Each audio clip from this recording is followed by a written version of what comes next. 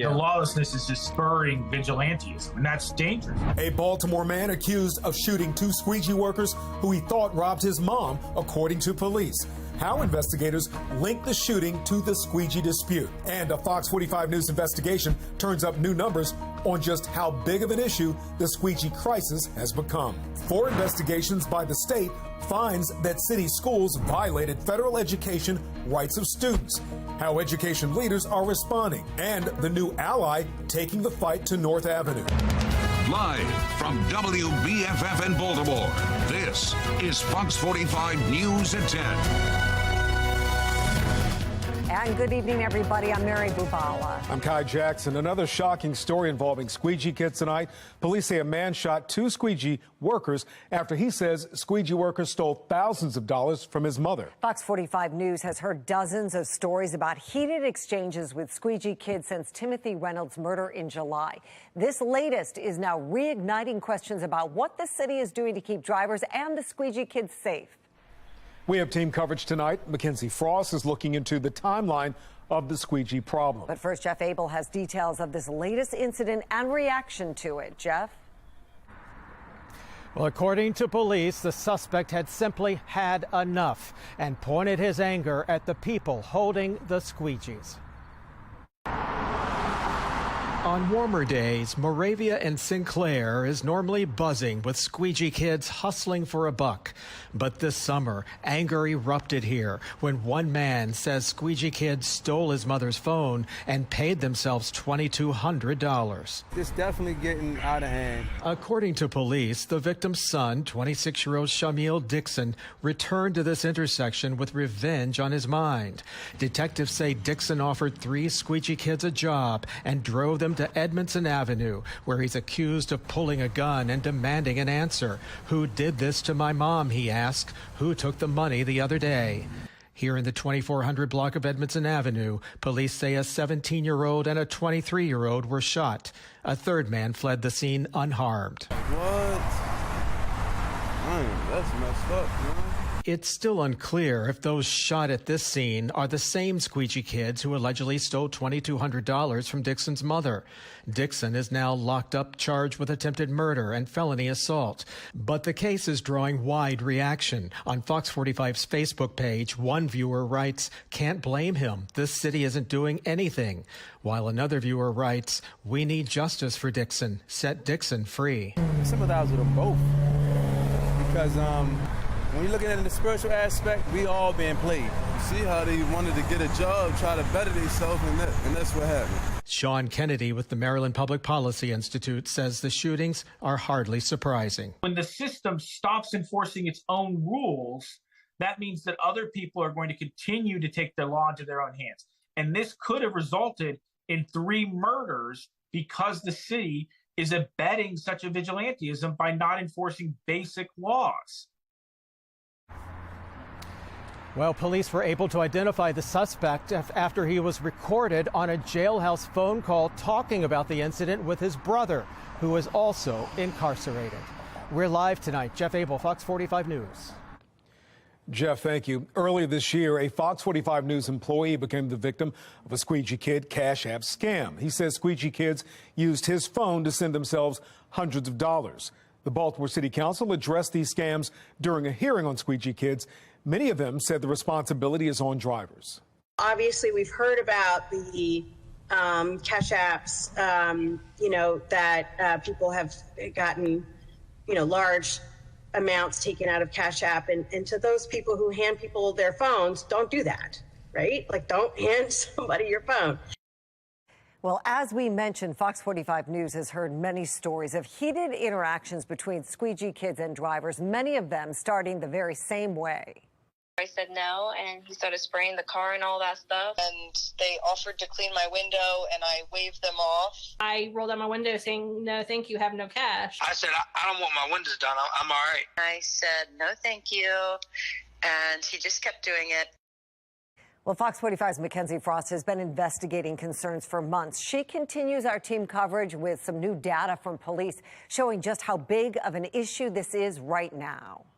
Mayor Brandon Scott says the current laws on the books banning squeegeeing will not be enforced. This comes as we're learning new insight into the timeline of this problem that appears to be just getting worse. Police lights have become the norm at known squeegee corners around Baltimore. We have a squeegee disturbance. The intersection of Mount Royal and North Avenue, police scanner audio revealing the problem persisting. Walked up to the vehicle and asked if she could help him out. The mayor says the corners will not be cleared. We all know the failure of clearing corners in Baltimore and their history. It's why we have a consent decree. What we will do is actually enforce illegal activity that is not protected by the Constitution. Despite several laws prohibiting squeegeeing. Now, news of attempted first and second degree murder of 2 squeegee kids shot in May. That's nearly 2 months before Timothy Reynolds was gunned down in the street at the intersection of Light and Conway. When Reynolds got out of his car with a baseball bat to confront squeegee kids, Reynolds' family says damage to the vehicle. Now, a 15-year-old facing murder charges. Just weeks later, in August, an 18-year-old squeegee kid killed on Gwynns Falls Parkway. New numbers from the Baltimore Police Department show how big the problem really is. From July 1st through October 4th, 651 squeegee-related calls have been made in the city. 166 of those coming just in the last 3 weeks. The latest instances highlight just how long these tensions have been rising between motorists and squeegee kids, while Mayor Brandon Scott continues to wait for the results of a squeegee collaborative, a group he created with nonprofit leaders, business professionals, squeegee kids, and people in his administration, meeting for the first time in public, but not allowing the media to record. The young people said they don't want the cameras in there, but they got elders that's out there saying we don't want our windows washed. And hardly allowing the public to speak. I felt secluded, that this was just, you know, a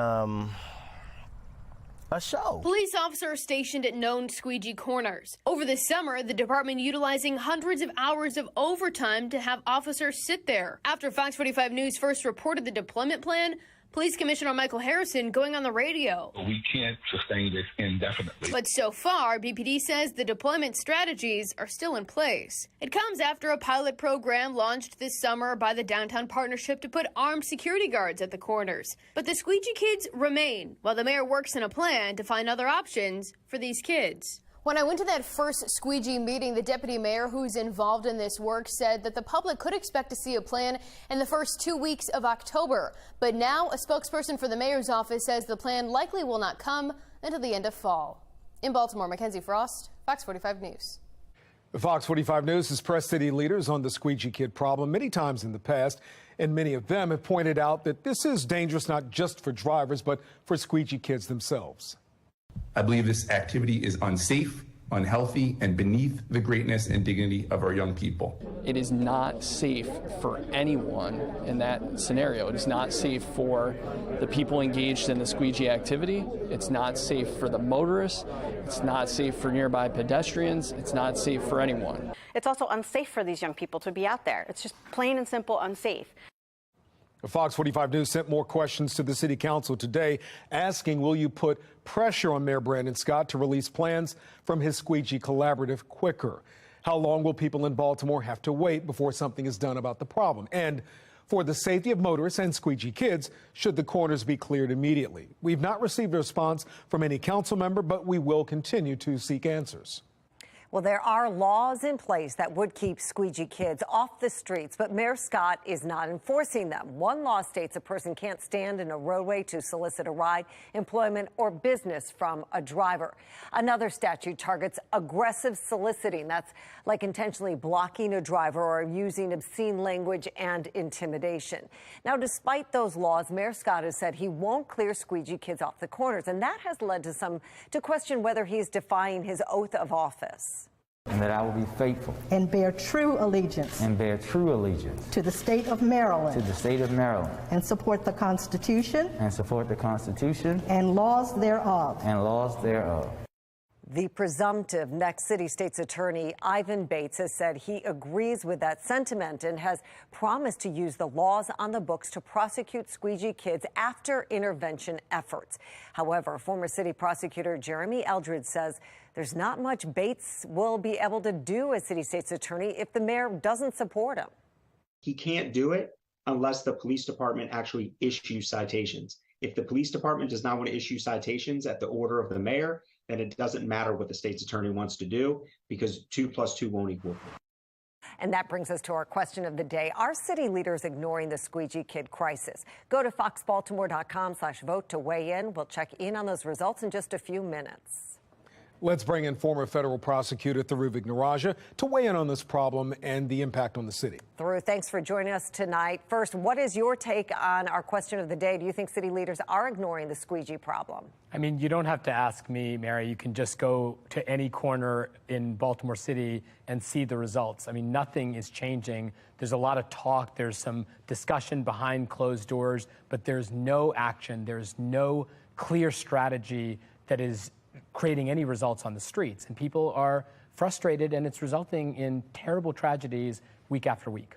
The presumptive new city state's attorney, as you know, Thuru, who you ran against, Ivan Bates, says the corners have to be cleared. He does plan to do something. What can be done, let's say, maybe in the next 30 to 60 days to make a marked difference with this squeegee situation, one that's fair for both drivers and the squeegee kids themselves who are trying to make a buck? Yeah, look, one way or the other, you've got to get these young men off of these corners. It's dangerous for them. It's dangerous for the motorists. And over the last couple of months, we've seen the results. For the first 30 days, there's nothing wrong with engaging them and trying to give them jobs and opportunities that will get them off the street. And some of the kids want exactly that. But there's a number that will only respond to enforcement, and the mayor and the state's attorney have to come out publicly and make it clear that that is a priority for them. They can't point fingers at one another. They can't point fingers at the motorists. They took the charge of responsibility to do something, and if they don't, you're leaving gasoline all over the floor, and it's only a matter of time before somebody lights a match. Yeah, do you think the latest incident will have an impact on the Timothy Reynolds family civil case? You know, it very well might. I mean, what it does is make clear that we are allowing conditions to persist week after week. Hundreds of calls, as you guys have reported, that have come in and nothing is happening. If the city ignores and turns a blind eye to a problem that is plainly in front of them, where hundreds of calls are coming in, when vigilantism takes place, whether it's the motorist or the squeegee boy that is taking matters into their own hands, there is someone to blame, and it's the city. All right. Thank you, Thuru Vignarajah, former federal prosecutor and former candidate for city state's attorney. Thank you for joining us. Thanks for having me. Well, when it comes to our question of the day right now, even though it's early, we just opened the poll, 96% of voters say yes, city leaders are ignoring the squeegee kid crisis. It's not too late to weigh in. We want you to do so. Just go to foxbaltimore.com/vote. We'll check in on the results again on the late edition. Still ahead on Fox 45 News at 10 o'clock tonight, a state investigation confirms parents' concerns about Baltimore City schools' failures as families come to Project Baltimore seeking change. Public records show Democratic candidate for Maryland Governor Wes Moore is behind on some bills. How long it's been since the last water payment and how much is owed. Our skies are finally clearing, and as a result, temperatures are cooling into the upper 50s right now. Tomorrow, some big changes on the way. We're going to brighten things up. I'll let you know exactly what that means for our temperatures in a couple of minutes. Seeking transparency on the Safe Streets program in Baltimore. Millions of dollars go in, but right now there's no shared data proving it works.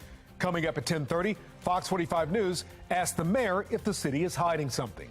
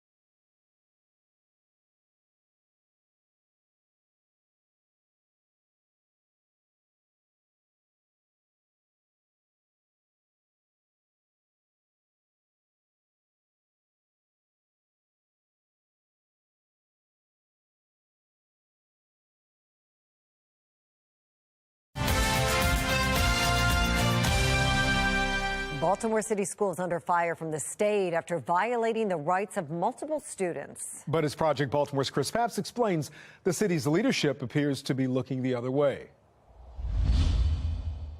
Egregious, disgusting. Brittany Patrick is an education advocate for students with disabilities. How can you allow this to happen to a child? That's my question. Oftentimes as educators, we talk about these terms of equity and justice and access. Starting in May, Patrick watched as Project Baltimore told, one by one, the stories of these 4 Baltimore City students. Each one filed a disability complaint with the state because the city school system did not provide the services they needed to learn. The Maryland State Department of Education investigated and found city schools violated the federal education rights of each student. Education is a civil right, and access to a free and appropriate public education is especially necessary when we're talking about students with disabilities. Patrick is now representing these 4 families pro bono. She's helping them navigate the legal maze of special education, which is large and complicated. Last school year, city school special education budget was $207 million. $207 million federal, state, and local dollars to provide the services required by law to students with disabilities. And we know at least 4 who did not receive them. It's a huge deal that can't be ignored. But many would say the problem is being ignored, along with other issues in the school system. Last Wednesday, Project Baltimore reached out to city schools concerning these families. Here are the emails and text messages from the district saying a response was coming, but we received nothing. And then there's this. Thank you for joining us for this very special moment today. In July, Baltimore Mayor Brandon Scott and Senate President Bill Ferguson, who represents Baltimore City, held a surprise press conference to celebrate the accomplishments of City School CEO Dr. Sonia Santelises. At the time, the school system was caught up in multiple scandals. Weeks before this event, the State Inspector General for Education released a damning report on grade changing in city schools. The governor and other public officials were calling for a criminal investigation into possible fraud. The House GOP delegation was calling for Dr. Santelises to resign. And FOX45 had already begun telling the stories of these students. On behalf of the people of Baltimore, I commend you for your continuing commitment to the education and development of our young people. Signed by myself, Mayor Brandon Scott. What really matters when you look across the country, stability is what matters. 3 months later, Senator Ferguson's office won't return our calls or emails about what happened to these students. Mayor Brandon Scott sent us this short email saying he has faith in the city schools administration. The mayor's statement mentioned new schools and funding, but he says nothing about what happened to Ebony Frisbee's son, Shy. If what you're saying as a mayor, like they're their own thing, everything is fine and they got it, then I should not have to go through this process. Shy missed 96 straight days of school because the district did not provide him with the services he was required to have. The state found his federal education rights were violated. Us people are the reason why this city is still here. I pay taxes in this city. So for me and my son to live here and thrive, we can't do that if the people that's in charge of this city isn't doing their part, and he's not. It's disappointing if we're celebrating when we have so many children and families that we know are crying out for simple access to education via their individualized education plans. What is there to celebrate? Yeah, you got the last laugh on this one. This was good. Thank you, everybody. I'm Chris Papst, and this is Project Baltimore. If you're a parent with a child with disabilities who is not receiving the education they deserve, Project Baltimore wants to hear from you. Call their hotline, send them an email, or follow their progress on social media. New tonight, Democratic candidate for Governor Wes Moore reportedly has more than $20,000 in outstanding water bills on his multi-million-dollar home in the Guilford neighborhood of the city. The last payment was in March of 2021. That was first reported by the Baltimore Brew and confirmed in a search of public records by Fox 45 News.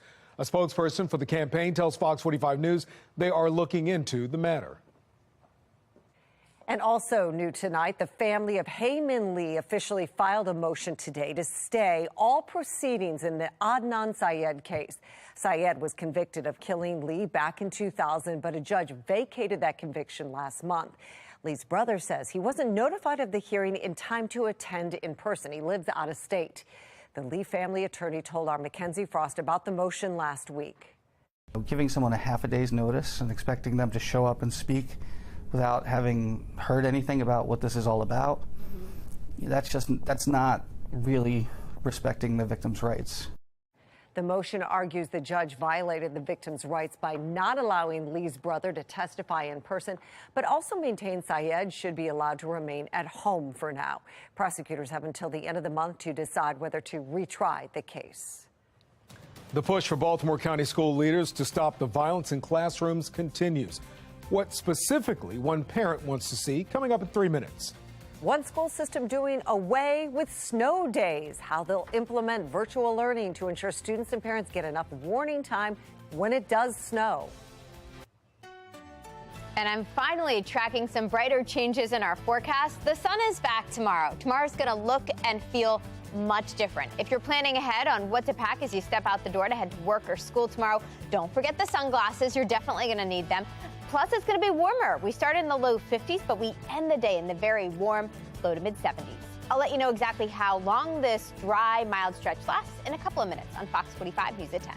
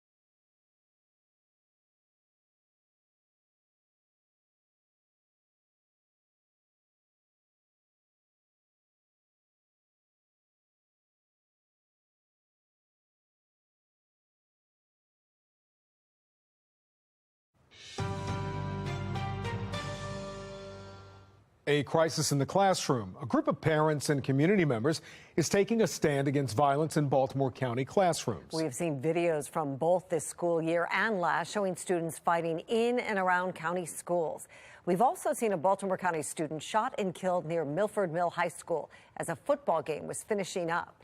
On Fox 45 News at 4 o'clock today, we spoke with a member of the Baltimore County Parent and Student Coalition about what they want to see from school leaders.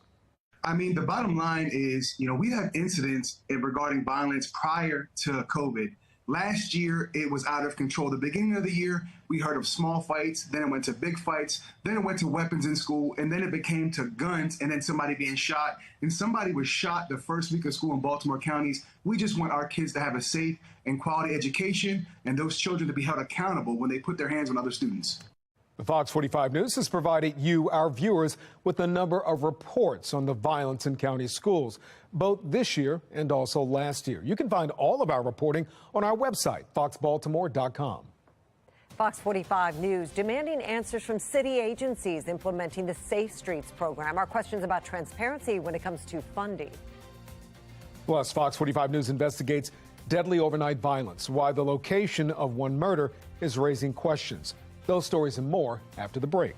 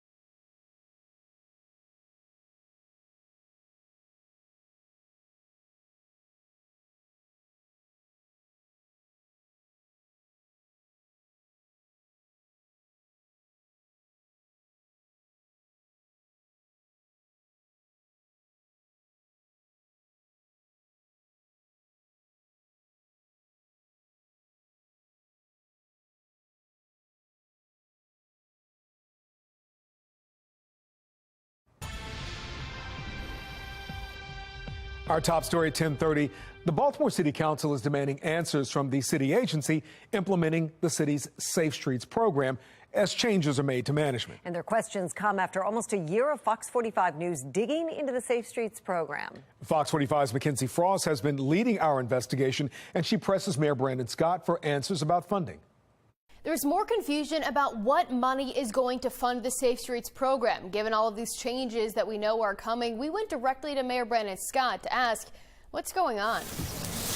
Homicides in Baltimore lower than this time last year, but the city is still on pace to surpass 300 lives cut short for the 8th year in a row. And non-fatal shootings remain higher than at this time in 2021. At the forefront of Baltimore's community violence intervention ecosystem is Safe Streets, a program that's refused to open their doors and let Fox 45 News see how it works. After our relentless coverage of the program, the Mayor's Office of Neighborhood Safety and Engagement, or MONSE, taking to Twitter mere minutes after a Safe Streets investigation story aired on Fox 45 News. MONSE writing, "No ARPA dollars have been allocated to the administration of Safe Streets." But it wasn't always presented that clearly. We're investing approximately $22 million in gun violence prevention. Safe Streets front and center with the mayor while announcing federal ARPA allocations to MONSE.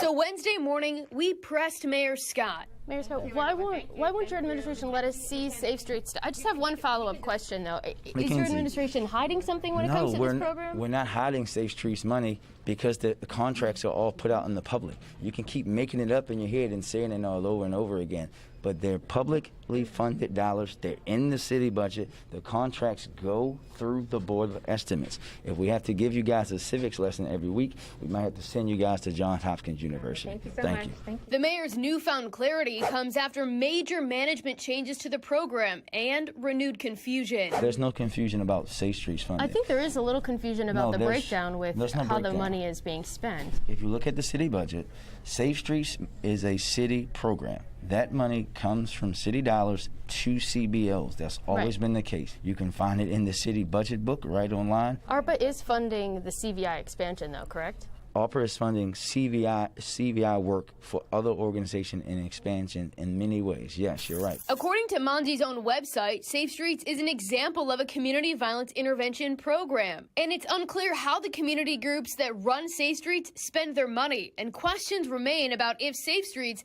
actually saves lives. Can you point us in the direction of where that data is to prove that these programs are working? Listen, I think you and I have had this discussion a lot. We've had Hopkins, we've had all these people, Dr. Daniel Webster, analyze what happens with Safe Streets, which is just one portion of the ecosystem. You can go find that anywhere. And you can see that, and you look at that analysis time and time again about the impact of Safe Streets. That Hopkins study is from 2012. A review of the program has not been done since it's expanded from 4 locations to 10. And the internal review MONSE did confirmed what Fox 45 News had been reporting for months, that the data is inconclusive about just how successful this program is. While the cloud of confusion continues, welcome Baltimore. Shantae Jackson, the director of MONSE, now touting transparency. In MONSE, transparency, curiosity, honesty, integrity aren't just buzzwords. They are the values that we live by. While she refuses to sit down with Fox 45 News for an interview. While the mayor says Safe Streets is not getting federal money, his office recently announced $500,000 of the American Rescue Act money will be going to fund various community violence intervention programs. In Baltimore, Mackenzie Frost, Fox 45 News.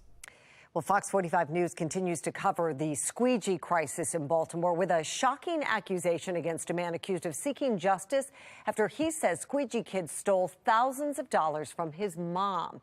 Detectives say Zamil Dixon drove 3 Squeegee kids to Edmondson Avenue in Northeast Baltimore under the guise that he could find them jobs. But police say instead he demanded to know who stole more than $2,000 from his mom. And then he pulled out a gun, according to police, and began firing. 2 people were hit. A 3rd Squeegee kid managed to run away unharmed. The incident happened back in May. Ahead on the late edition, the phone call that police say pieced this whole case together. The details in the court documents ahead at 11. This Wednesday is ending much more quietly than it started. 2 people were killed early this morning, and 2 others were hurt in shootings. Fox 45's Alexa Ashwell explains why some are connecting the violence to a criminal enterprise. This homicide was part of a triple shooting that occurred in the city's Western District. This is the district that's been receiving those added resources as part of the mayor's program aimed to reduce crime. Leaders say it's been successful and continues to be, pointing to the latest statistics. But we wanted to know what's fueling this recent violence. A triple shooting turned homicide here in the 2800 block of Edmondson Avenue in West Baltimore. Police say officers were in the area and heard gunshots around 2 this morning and found a man with multiple gunshot wounds. He was pronounced dead at the scene. Two more victims, a 22-year-old and a 23-year-old, police say later showed up to an area hospital. Investigators not yet saying what they believe led up to the victims being shot. But this is the same block where about 6 weeks ago, the city announced the arrest of 12 people associated with the ABG criminal enterprise, what the commissioner described as a network of people who sold drugs and were involved in violence in and around the Princess Plaza. All of these individuals have prior arrests to include various narcotics arrests, armed robbery, handgun violations, assault, attempted murder, and even murder. This takedown of ABG, part of the mayor's pilot program for his group violence reduction strategy. The city pointing out crime has gone down in the Western District. The latest statistics showing a more than 30% reduction in homicides and a more than 20% reduction in non-fatal shootings. So what's fueled this troubleshooting? We hear over and over again that people are going in and out of the criminal justice system. Fox 45 News sending a list of questions to both the mayor's office and Baltimore police, asking, does it appear new criminals have taken over this territory since the takedown of 12 members of ABG? And if so, is this something the city anticipated may happen? And what action did the department take in anticipation of this possibility? I did receive a response from the Baltimore Police Department, a spokesperson saying the department has no information that would lead them to believe that new criminals have taken over this territory and that the triple shooting did not specifically happen within the Princess Plaza where this criminal enterprise had been operating. Alexa Ashwell, Fox 45 News. Now, police say they have made an arrest in one of this morning's murders. They say 23-year-old Jaquan Bridgman stabbed and killed a man in a border house. He's now in custody right now. He's facing several charges, including first-degree murder. Well, new statistics from the FBI show Baltimore is not the only city seeing a rise in crime. Data from 2021 shows the entire nation is. The report shows murders climbed more than 4% last year, with an estimated 23,000 in the U.S. Crimes against seniors were up 10%. Some believe the numbers are really much higher because a recent change in reporting methods excludes data from the New York and Los Angeles police departments. We want to have good answers, we want to have good data, but the sad reality is that this year's FBI report is not something that I think we can rely on to get a real sense of where things are. Well, crime already front and center on the midterm election campaign trail. According to a new political poll, 3/4 of voters say violent crime is a major problem. 60% of them say it will impact how they vote. Making headlines, Governor Larry Hogan will be called as a witness to his former chief of staff, Roy Mcgrath's federal fraud trial. Mcgrath's federal indictment includes 8 counts. He's accused of receiving a severance payment worth more than $230,000 after voluntarily leaving his job. Now, the former chief of staff also faces state wiretapping violation charges for illegally recording phone calls between himself and Maryland government officials.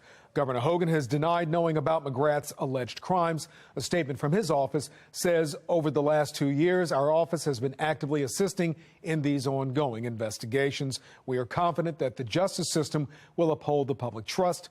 The trial is set to begin October 24th. Well, next month will mark 2 years since Baltimore County Schools was hit with a crippling ransomware attack. Today, the school system is still trying to correct issues with pension and health care insurance payments for thousands of retirees. The retirees now say they're being told they've allegedly been underpaying for health insurance since the ransomware attack. They say attempts to get some answers from the school system have been unsuccessful. That was my frustration, not being able to get the answers and not being able to communicate with anybody at all. And it was not for the lack of trying. Well, school leaders have told the retirees to ignore the letters about past due payments and say their benefits will not be canceled. The issue was on the agenda of a Baltimore County School Board meeting on September 13th. But retirees say the school system's head of human resources only caused more confusion. We have an education alert in Arundel County. The plan for public schools to switch to virtual learning on snow days has the green light. The state school superintendent approved that plan today. It says the school system can repurpose up to 8 school days a year for virtual learning. When the forecast allows, school leaders say the switch to virtual learning will be announced in advance. The superintendent says the decision about virtual snow days will be made on a case-by-case basis. Well, the U.S. dollar is now at its strongest point in 20 years because of the interest rate hikes from the Federal Reserve. A strong dollar also makes it cheaper to import goods, but it also makes it harder for American companies to sell theirs overseas. That could lead to a loss of some layoffs, but there are still millions of job openings.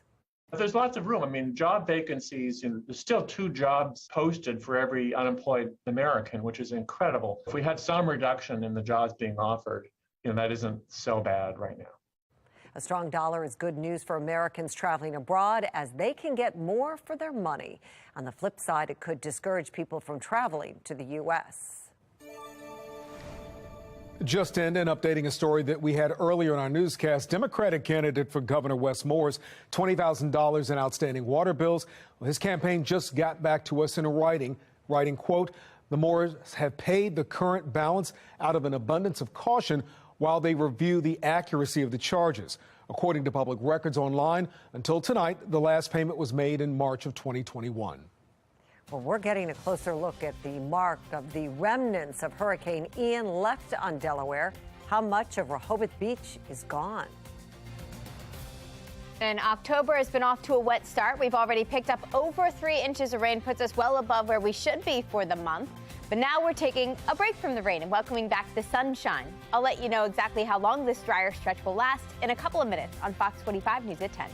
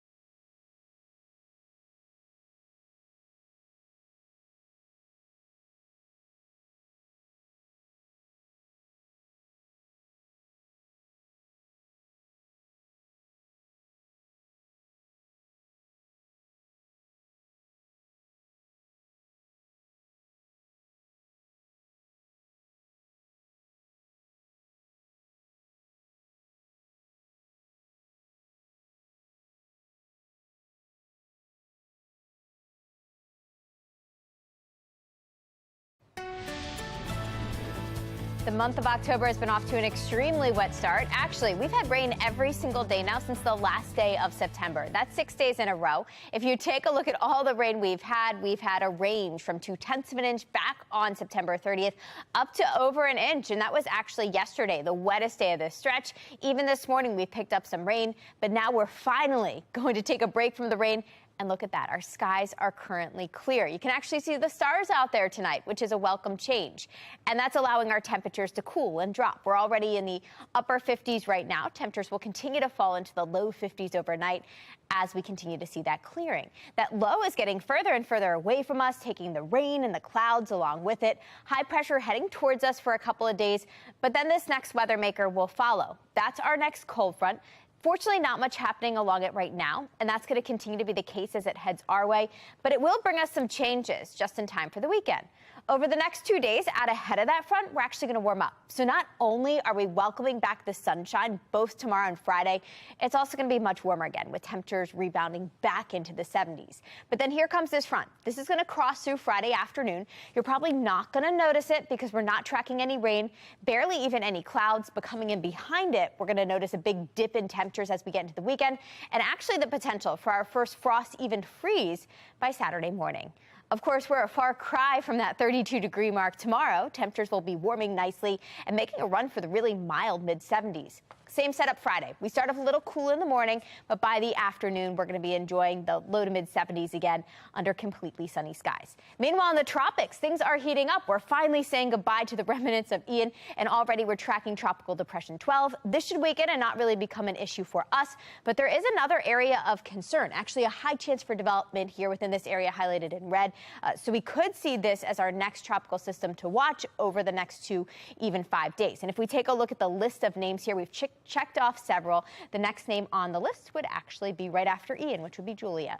Looking ahead at our short-term forecast, no tropical troubles for us. We're actually going to enjoy a nice rain-free 7-day forecast for a change. After we enjoy the mid-70s Thursday and Friday, quick cool down for the weekend. We've got that potential for a frost Saturday morning, especially if you're north and west of Baltimore. After that, temperatures will warm nicely. Yeah, it's going to be a little chilly for that Ravens game Sunday night, but after that, more sunshine for the week ahead with temperatures warming back into the low 70s. Mary? Amy, thank you. Well, President Joe Biden toured the damage Hurricane Ian left behind in Florida today. Republican Governor Ron DeSantis joined Biden on Fisherman's Wharf, where homes and businesses lay in ruins, with the death toll passing 100. The pair set aside their political differences to focus on getting people the help they need. Jill and I have had you all in our prayers, and I mean that sincerely. And we're here today because we wanted to tell you in person that we're thinking of you, and we're not leaving. We're not leaving until this gets done. I promise you that. I think one of the things that you're seeing in this response, we are cutting through the bureaucracy. We are cutting through the red tape, and that's from local government, state government, all the way up to the president. So we appreciate the team effort. So far, more than 4 million bottles of water have been distributed, 9 million meals, more than 1 million gallons of fuel, and hundreds of generators. FEMA says the cost of rebuilding hasn't been fully calculated yet, but it's expected to run into the billions of dollars. Now, with the storm surge receding off the Delmarva beaches, a chance to assess the erosion there. Our Sinclair sister station in D.C. had a chance to tag along on today's ATV tour of the cliffs created and dune damage on Rehoboth Beach. The slope is now a drop-off taller than most of us. So we took some significant damage on the northern part of the beach. A lot of the dune was taken out. A lot of the beach is gone. Yes, it's moved out to sea with Mother Nature. What looks like piers extending into the water is actually supposed to be buried. Those are supports for the drainage system. Well, despite the scenes, the outlook is actually positive. Last spring, Congress approved $12 million to pump some fresh sand onto the Delaware beach this winter. So recovery by beach season is expected, even with a little more work than first anticipated. A consumer alert now. The alliance of the largest oil-producing countries, known as OPEC Plus, has decided to cut back oil production by 2 million barrels a day starting in November. National correspondent Christine Frizzau takes a look at the impact this will have here in the U.S. and around the world. At the gas pump, prices had been falling, then ticking back up a few weeks ago. Now experts predict a rise of 15 to 30 cents a gallon. With the midterm elections, which will determine who controls Congress, just 5 weeks away, a worried White House vowing to fight back. President Biden ordering the Department of Energy to deliver another 10 million barrels from the Strategic Petroleum Oil Reserve, already at its lowest levels in 4 decades. This July meeting with Saudi Arabia's Crown Prince Mohammed bin Salman was supposed to help. I'm doing all I can to increase the supply for the United States of America, which I expect to happen. The Saudis share that urgency, and based on our discussions today, I expect we'll see further steps in the coming weeks. 3 months later, the only steps taken have been backwards. The United States is not a member of OPEC+, which does include Saudi Arabia, Venezuela, the United Arab Emirates, and Russia. The group argues it is simply making a correction since oil prices have fallen from $120 a barrel in May to $90 now. While Europeans already struggling to heat their homes could be hit far harder, one big winner could emerge: Russia, despite sanctions from the West designed to cripple its economy. Oil and gas experts argue the move by OPEC+ bolsters their argument for more domestic production. To be able to use our own resources, to be able to produce here in the United States, that's given us energy security against foreign producers, some of whom may not have the U.S. interest at heart. New concerns those summer prices at the pump will return for the holidays, with a rise in worries on Wall Street as well, as the politics of oil plays out, with some predicting Democrats could take a hit for decisions far beyond their control. In Washington, I'm Christine Frizzell. Well, gaining a few pounds isn't always bad. How a national park in Alaska is celebrating Fat Bear Week. Following 5 straight losing seasons, things in Birdland are finally starting to look up. How the O's closed out the 2022 campaign. That's ahead on Sports Unlimited.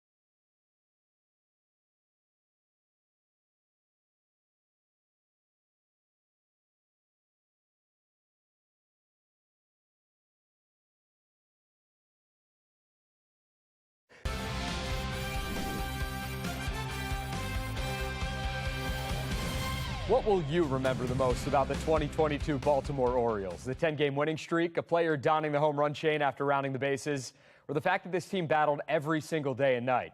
This group was fun to watch, and they look to close the season out with a 2-game sweep of the Jays. O's down 2 in the 8th. Terrin Vavra picked a great time to hit his first career home run. O's take the lead and win Game 1 of the doubleheader, 5-4 to final score. So Game 2, O's looking to cap off the season with back-to-back wins, bottom 6. O's down a run. Kyle Stowers, another rookie, gets a hold of this one. The double to deep right center field ties the game at 1. But in the 7th, the Jays would break the tie. Otto Lopez brings in 2 runs with a single to right. O's fall 5-1. They finish the year at 83 and 79. The Ravens have added another weapon to their offensive arsenal. Aaron Wilson of Pro Football Network is reporting that wide receiver Andy Isabella is joining the team. Isabella was taken by the Cardinals in the 2nd round of the 2019 draft. He has 33 career catches and 3 touchdowns. The talk of Wednesday's practice, though, was running back Gus Edwards, who returned to the field for the very first time since tearing his ACL last September. Edwards was activated from the PUP list and will have a 21-day window to be activated to the 53-man roster. Coming up tonight, hear from the O's following that season finale. A look back at the past 6 years, plus another Raven back on the practice field when Sports Unlimited returns. Rocco, thanks. Ahead on the late edition, charging documents suggest a man suspected of shooting 2 Squeegee kids may have been retaliating. What we're learning about his possible motive. And not so fast on a new Twitter deal, why a judge is pumping the brakes on Elon Musk's purchase of the social media giant.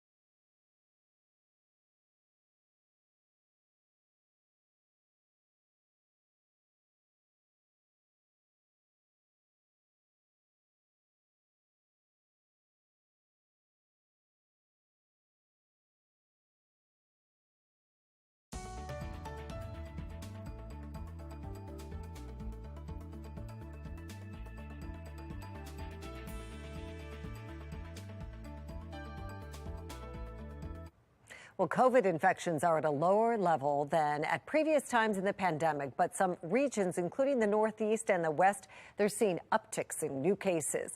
New boosters are more effective at preventing serious illness and mild disease from Omicron and its subvariants.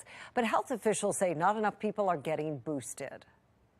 I'm concerned when we look at surveys right now and studies, what we're seeing is that there isn't a lot of awareness or interest in getting the booster, but it's really critical for people to get that right now while we're having a quiet time and a lull in activity. Before the next wave of activity comes, we need to make sure we're taking advantage of that booster.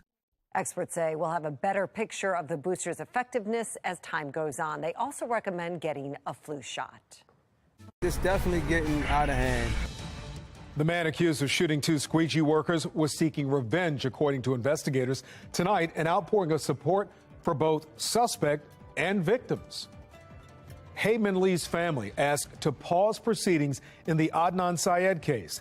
The Impact prosecutors still deciding if they want to try Syed again and why he won't be going back to jail soon. And notice that gas prices going up recently? You're not alone. How a recent move from OPEC is fueling that rise. Live from WBFF in Baltimore, this is Fox 45 News Late Edition. I don't feel safe going outside. We don't go out at night. Well, some Baltimore drivers are still complaining about squeegee kids. More than 160 squeegee-related service calls have been made over the past 3 weeks. Good evening, I'm Kai Jackson. Details on another story of violence involving squeegee kids. City police have a man in custody accused of attempted murder. Police say he lured a group of squeegee kids to a home, shooting 2 of them. Jeff Abel with the apparent motive and how investigators cracked the case. Well, according to police, the suspect had simply had enough and pointed his anger at the people holding the squeegees. On warmer days, Moravia and Sinclair is normally buzzing with squeegee kids hustling for a buck. But this summer, anger erupted here when one man says squeegee kids stole his mother's phone and paid themselves $2,200. It's definitely getting out of hand. According to police, the victim's son, 26-year-old Shamil Dixon, returned to this intersection with revenge on his mind. Detectives say Dixon offered 3 squeegee kids a job and drove them to Edmondson Avenue, where he's accused of pulling a gun and demanding an answer. Who did this to my mom, he asked. Who took the money the other day? Here in the 2400 block of Edmondson Avenue, police say a 17-year-old and a 23-year-old were shot. A third man fled the scene unharmed. What? Man, that's messed up, man. It's still unclear if those shot at this scene are the same squeegee kids who allegedly stole $2,200 from Dixon's mother. Dixon is now locked up, charged with attempted murder and felony assault. But the case is drawing wide reaction. On Fox 45's Facebook page, one viewer writes, "Can't blame him. This city isn't doing anything." While another viewer writes, "We need justice for Dixon. Set Dixon free." I sympathize with them both because when you're looking at it in the spiritual aspect, we all being played. See how they wanted to get a job, try to better themselves, and that's what happened. Sean Kennedy with the Maryland Public Policy Institute says the shootings are hardly surprising. When the system stops enforcing its own rules, that means that other people are going to continue to take the law into their own hands. And this could have resulted in 3 murders because the city is abetting such a vigilantism by not enforcing basic laws. Police were able to identify the suspect after he was recorded on a jailhouse phone call discussing the incident with his brother, who's also incarcerated. Jeff Abel, Fox 45 News. Former prosecutor Tharu Vignaraja joined us on Fox 45 News at 10 o'clock tonight to discuss how city leaders should handle squeegee kids in his opinion. He says it's important to focus on short-term solutions first. For the first 30 days, there's nothing wrong with engaging them and trying to give them jobs and opportunities that will get them off the street. And some of the kids want exactly that. But there's a number that will only respond to enforcement, and the mayor and the state's attorney have to come out publicly and make it clear that that is a priority for them. They can't point fingers at one another. They can't point fingers at the motorists. They took the charge of responsibility to do something. And if they don't, you're leaving gasoline all over the floor, and it's only a matter of time before somebody lights a match. Vignaraja went on to say the update on this recent incident could have an impact on the civil case filed by the family of Timothy Reynolds, who was killed allegedly by a squeegee worker in July. Now, when it comes to our question of the day, 100% of voters say yes, city leaders are ignoring the squeegee kid crisis, 98% who voted yes say yes. It's not too late to vote, by the way. Just go to foxbaltimore.com/vote. Our extensive reporting on Squeegee kids in Baltimore and the city's response is available at our website, foxbaltimore.com. Now, a Fox 45 News Alert in 3, 2, 1. Well, updating a story we've been following all night. A spokesman for Wes Moore's campaign now says the Moore family has paid its $21,000 outstanding water bill. As first reported by the Baltimore Brew and confirmed by a Fox 45 records search, Moore's bill at his multi-million-dollar home in Guilford had not been paid since March of 2021 up until tonight. Moore's campaign is reviewing the accuracy of the charges and have paid the bill, quote, out of an abundance of caution. Kai? Mary, thank you. New tonight, the family of Hayman Lee files a motion to stay all proceedings in the case of Adnan Syed. Syed was convicted of killing Lee in 2000, but a judge vacated that conviction last month. Lee's brother says he wasn't notified of the hearing in time to attend in person. The Lee family attorney told Mackenzie Frost about the motion last week. Giving someone a half a day's notice and expecting them to show up and speak without having heard anything about what this is all about, that's not really respecting the victim's rights. The motion argues the judge violated the victim's rights by not allowing Lee's brother to testify in person, but also maintains Syed should be allowed to remain at home for now. Prosecutors have until the end of the month to decide whether to retry the case. If the stay is granted, prosecutors won't have to make that decision.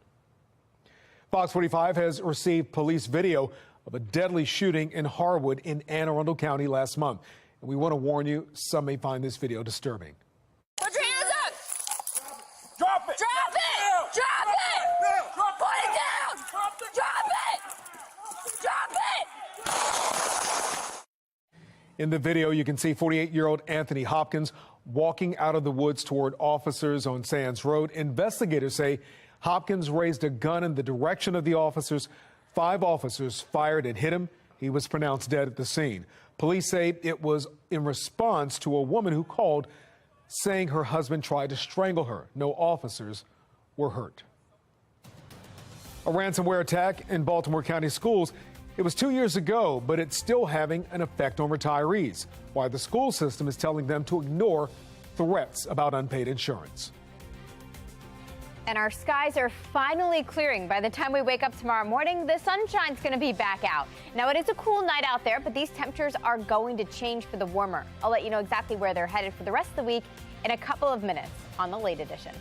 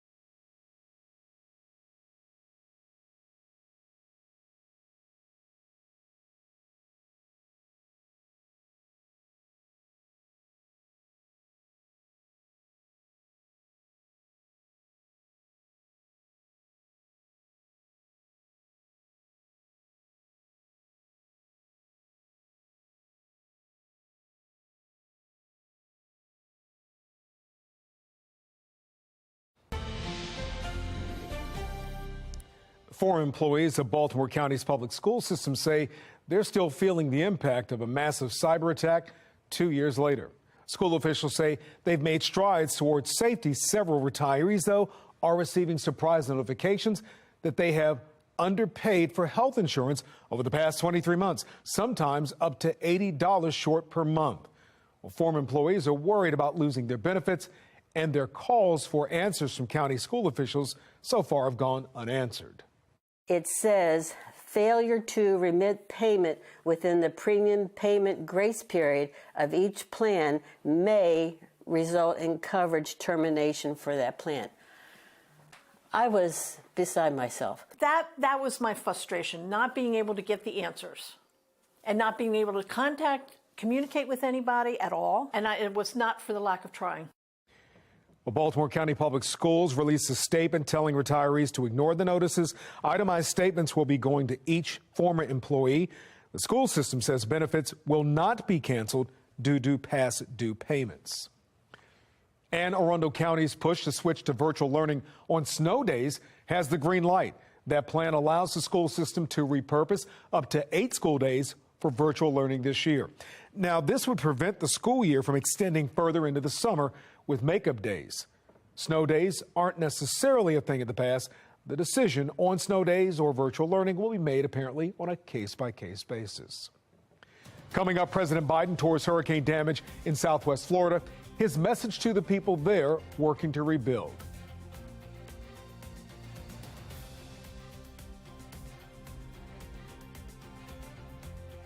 That credit card debt, have you stressed out? I'm Liz Bonus. You're not alone. How to know when it's actually making you sick? It's just ahead.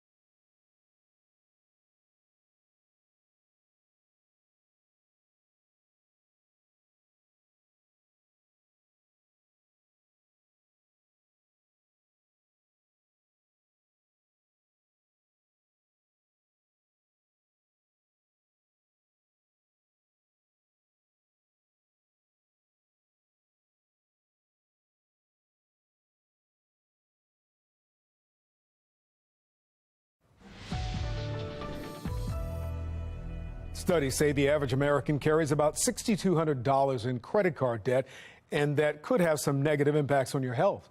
Medical reporter Liz Bonus explains. Hey there, everybody. the credit card debt depression link, as it's called, is a newer term that researchers say can tell you if you are actually at risk for health problems due to debt. Researchers found as short-term debt grows, symptoms of depression and potentially other health problems grow too. It's one of the reasons primary care specialist Dr. Stephen Cleve says in his practice he's started to ask patients about more than just, why are you here? We all know that if we take a little more time, get into maybe not what they're there for, but other issues. How's your life? What's going on? How's your family? There's a lot of medical need that can be met by addressing those types of conversations. And when those conversations turn to concern about money, a study in social science and medicine found bad debt leads to bad health. Those who report high financial debt also report higher stress and depression levels, higher blood pressure levels, and worse health overall. Absolutely. It's one of those things, like you said, cost of everything is going up. And so we see a lot more people using those credit cards to pay for things. Wendy Vatty-Hattert says making minimum payments can help ease some of the credit card stress, but so can something else. Because when you're making those purchases, stop and ask yourself, is this something that if I had to take the money out of my wallet, I would pay for right now? If it's not, maybe don't make that credit card purchase. The most common credit card problems to try and resolve to reduce your credit card debt depression link: carrying a balance, using most or all of your credit limit, taking cash advances, and making late payments. And then you want to make sure that you get help from a professional. We do have some options. Doing a balance transfer might be an option for you. Getting a home equity line of credit to consolidate debt is a great option. The interest rates are low and payments are very flexible. She says just like with other health habits, small changes can have big payoffs. I'm medical reporter Liz Bonus. Now back to you. Today, we have one job, and only one job, and that's to make sure the people of Florida get everything that they need to fully, thoroughly recover. President Biden is in Florida this afternoon surveying damage from Hurricane Ian and also meeting victims. The president assured Floridians that the federal government is behind them. FEMA is going to see a boost of more than $70 million to jumpstart Florida's recovery effort. And here's a look at what Florida's Division of Emergency Management has accomplished so far. More than 34 million bottles of water have been distributed. So have 9 million meals. At least 500 generators have been installed, and more than 1.4 million gallons of fuel is available. Maryland Task Force 1 is on the ground in Florida, helping Floridians in the southwest part of the state. The crew also includes first responders from Montgomery and Howard counties. In an interview with our sister station in Washington, D.C., one of the task members says the resiliency of the people of Florida is an inspiration. Well, Ian's remnants are finally moving out of our area. We did see a break in the rain for the first time in nearly a week. So, Amy, will we see some sun tomorrow? Yes, definitely sun tomorrow. No more rain. We've started off October with 3.5 inches. Typically at this point in the month, we're only at about a ½ an inch. So we are already off to a very wet start, but we're finally starting to see the clear skies return, and that's currently being reported in Baltimore, along with some cool temperatures. Upper 50s tonight. Temperatures will be falling with the clear skies making the first appearance in several days. And that's all as we say goodbye to what's left of Ian. It's actually way out here. It's made some distance, pulling away from us, taking the clouds and the rain along with it. Coming in behind it, this little area of high pressure, plus this next weather maker, this cold front. Both will have an impact on what we see here over the next couple of days. First, we're dealing with high pressure. That's going to help our skies clear, and by daybreak tomorrow around 7 a.m., be prepared. We're going to see the sunshine. Break out the sunglasses. You're going to need them finally. It's been about 6 days. And temperatures will be warming. We climb through the 70s into the mid-70s, even upper 70s in some spots during the afternoon. Friday, very similar. We start off with clear skies, cool temperatures in the morning. As we head through the afternoon, nothing but sunshine. Now, this is technically when that cold front's pushing through, but you're not going to notice it. Fortunately, it's not going to send us more rain. It's just going to have an impact on our temperatures. As early as Friday night, we'll see them start to cool. And then by Saturday morning, things are going to get a little frosty, especially if you're north and west of Baltimore. We have the potential for the first frost freeze in areas like Carroll County up in Westminster, close to 32 degrees there. And temperatures will be falling across the area. So if you are planning on laying grass seed, maybe just hold off, especially if you're in the outlying areas, because over the weekend, it's going to get pretty cold out there. And typically, we see our first frost freeze around October 28th, so late October. The earliest on record, October 4th from 1974, and the latest November 18th from 2020. Now, over the next 2 days, we don't need to worry about frosty conditions. Temperatures will start off cool each morning, jacket-worthy temperatures with morning lows in the low 50s. But you'll notice we step our way through the 60s and then into the 70s each afternoon. That's going to be the case not only Thursday, but it looks like we'll repeat that whole setup again on Friday before that cooler air moves in behind that cold front. And you can see the impact that has on our numbers this weekend. Low 60s for your high on Saturday, some chilly nights with lows dipping into the 40s. Yes, it's going to be bright and sunny again on Sunday with temperatures in the mid-60s. But remember, it's Ravens night game, so it's going to get chilly out there with temperatures dipping into the 40s overnight. Looks like the week ahead stays dry. I'm actually not putting any rain in your 7-day forecast for a change. We'll spend Monday in the upper 60s, and it looks like the low 70s are back again next Tuesday and Wednesday. Kai? Amy, thank you. Here's a look at tomorrow's headline. The Mayor's Office of Neighborhood Safety and Engagement will have a meeting with city leaders and Baltimore police to discuss expanded victim services in the city. Baltimore City School Board has its monthly meeting focusing on community engagement and professional development. And Holly Poultry on Wycomico Street in Baltimore will be loading up a truck full of chicken, then driving those meals to hurricane victims in Florida. Well, still ahead, bears and brackets? Who says no? How a March Madness-style competition is promoting Alaskan bear health.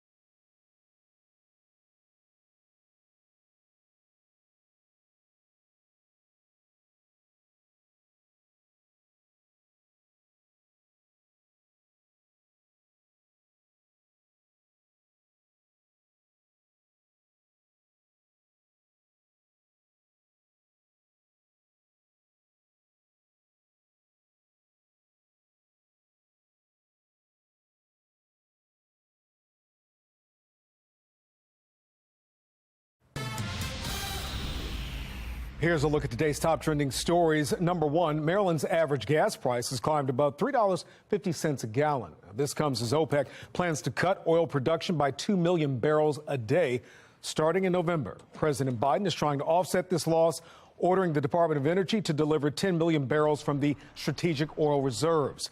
Oil and gas experts say this is another reason to boost U.S. oil production. To be able to use our own resources, to be able to produce here in the United States, that's given us energy security against foreign producers, some of whom may not have the U.S. interest at heart. Well, concerns are mounting here at home, including higher gas prices for holiday travel and a possible impact on the midterm elections. Number two, a judge presiding over the legal battle between Twitter and Elon Musk says she expects a trial to go forward. It's a sharp contrast from yesterday's report that the sale would move forward with the $44 billion price tag. Musk tried to back out of the deal earlier this year, but Twitter sued to force him to complete the sale. Musk is scheduled to be deposed this week. The trial is set for the 17th. Number three, the start of fall means Halloween candy is coming and Thanksgiving isn't far behind. But gaining a few pounds isn't always a bad thing. In fact, for bears, fat equals survival. The upcoming cold winter means that they may lose some of their padding, but Katmai National Park's Fat Bear Week is a way to celebrate those bears with a little more cargo. Fans can vote on their favorites in a bracket-style competition on the National Park's website. By the way, voting opens Thursday at noon, and the winner will be announced October 11th. You know, bears have to hibernate, so they need to wait. Gus Edwards back on the field for the first time since September of 2021. The high praise that Coach John Harbaugh and Lamar Jackson have for the veteran running back.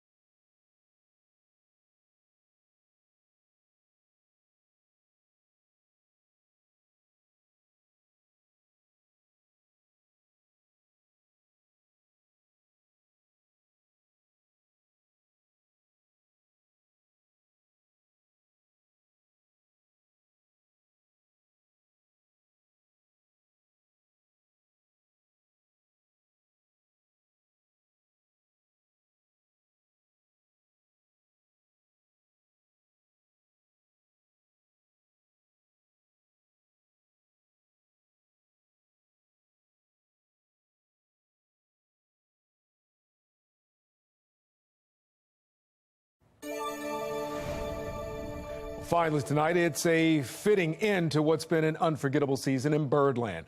Orioles manager Brandon Hyde and the team soaking in a standing ovation from the fans after the O's first winning season. Listen to this, in 6 years. A great moment between a young group and the city that embraced them this summer. O's fans certainly have a lot to look forward to next year. What a season, what a ride. That's all for us on the late edition. I'm Kai Jackson. Here's Rocco DeSangro with Sports Unlimited. Rocco, what a year for the O's. Oh, yeah, Kai. What a year for the O's indeed. This group so badly wanted to be playing in the postseason very late into October. But regardless, fans will remember the 2022 Baltimore Orioles. Not only did they exceed expectations, but they had fun in doing so. And I'll tell you what, the future is certainly bright in Birdland. Game one of the doubleheader top six, not great. Gabriel Moreno hits a 3-run shot off Mike Bauman. Toronto jumps out to a 4-0 lead. But on the final day of the regular season, it was only fitting that the O's put on a show. And just like they have all year long, they fought. Austin Hayes gets the Birds on the board in the 6th, bringing in 2 at the double. Then in the 8th, down 2, the rookie, Terrin Vavra, hadn't had an MLB home run to his name at this point in time, and he picks the perfect time to hit his first career dinger. O's take game 1, 5-4, the final score. On to game 2. O's looking to finish the 2022 season on a high note. Down 1-0 in the 6th. It's another rookie coming through in the clutch. Kyle Stowers ties the game at 1 with a double to deep right center field. In the 7th, 2 on for Otto Lopez, and he delivers a 2 RBI single to center. The Blue Jays would add 2 more runs in the 8th to put the game out of reach. O's fall in the season finale, 5-1 the final. They finished the year with an 83-79 record, a vast improvement from the last 5 seasons. It's hard to explain, when you're picked last and you're expected to be last and you're, it's been a tough few years. And for them to overcome that this year and then some, they should be congratulated. The sky's the limit for these guys. I've been able to watch the majority of them for the last 2 years, even the guys that just came up, and I was able to see them in the minor leagues last year. The sky truly is the limit for this group, and I'm excited to hopefully be a part of it and keep moving forward. But what the core group of these guys are doing is impressive to watch. So here's what the last 6 seasons of Orioles baseball has looked like. A whole lot of losing. 100 lost seasons in 2021, 2019, and 2018. 2016 was the last time the Birds made the playoffs.